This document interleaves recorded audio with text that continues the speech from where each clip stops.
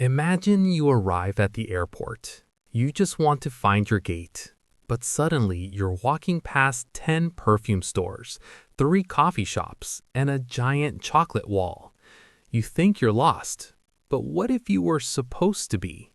What if the airport was designed that way on purpose? Because the longer you wander, the more money you spend.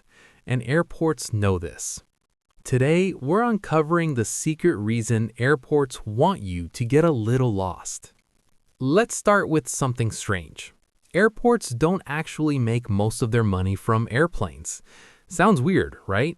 Planes land, passengers arrive, tickets cost hundreds of dollars. So obviously, airports make money from flights, right? Not really. In many airports around the world, retail shopping brings in more profit than airplanes. Yes, perfume, coffee, duty-free chocolate, tiny travel pillows. All of that adds up to billions of dollars every year. Airports discovered something powerful. Passengers waiting for flights are the perfect customers. Think about it. You already arrived early. You can't leave, your gate isn't open yet, and you're bored. Which means you start wandering, and wandering leads to shopping. But here's where things get interesting, because airports didn't leave this to chance. They designed the entire building around it. But the real trick isn't the stores. The real trick is the path you walk. When architects design airports, they don't just think about planes. They think about passenger psychology. Airports study how people move, where they stop, where they turn, and where they spend money. Then they design the terminal like a maze, but a very friendly maze, one where every path leads through shops. For example, notice what happens after security. You don't immediately see your gate. Instead, you enter a giant shopping area. Perfume, electronics, snacks, clothes, sometimes even luxury watches. You walk through all of it before finding the direction to your gate. This is called the walk-through duty-free design, and airports around the world use it because it works. Studies show passengers who walk through retail zones spend up to 3 times more money, and airports love that. But the tricks don't stop there. Airports also use curved hallways. Why? Because curved paths hide what's ahead, so your brain becomes curious, and curiosity makes people walk further. Which means more stores, more coffee, more snacks, more shopping. But the most powerful trick airports use is something surprisingly simple: time. Airports know exactly how early passengers arrive, usually 2 hours before departure.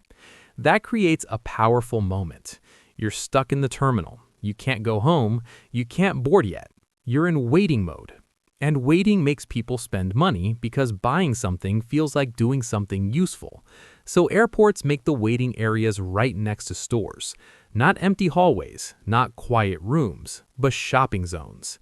Even the seating is placed carefully. Look closely. Many chairs face towards shops, not away from them. So every time you look up, you see something you could buy: a snack, a coffee, a souvenir. And slowly, without realizing it, you start spending. This is called passenger monetization, a fancy phrase meaning turning bored travelers into customers. But here's the twist. Airports aren't actually trying to make you completely lost. They just want you to wander a little. Airports are not just transportation buildings. They are carefully designed shopping machines. Every hallway, every escalator, every store location. It's all planned, not to confuse you, but to gently guide you past as many shops as possible, because even a small purchase matters. If one passenger buys a $5 coffee, that's nothing. But if 50 million passengers buy that coffee every year, that's hundreds of millions of dollars. So next time you're at the airport and you feel like you're walking in circles, you might not actually be lost. You might just be following the path the airport wanted you to take. And now you know the secret.